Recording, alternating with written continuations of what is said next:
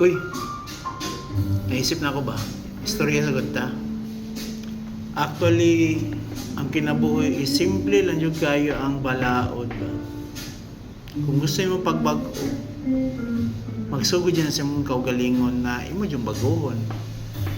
So, ibig sabihin, kung same lang gihapon yung result na imong nakuha, taga-adlaw, taga-semana, taga-bulan, taga-tuig, it is because same lang pod ang imuhang ginabuhat in the present moment or katong last 5 years.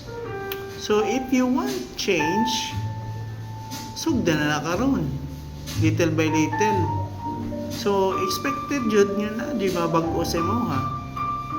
So, I advise, change your mindset and change your habit. So, maayong nga buhat ang imong ikambyo kung naman kay goal or pangandoy. So, mo lang jud din yung pinaka-basic day.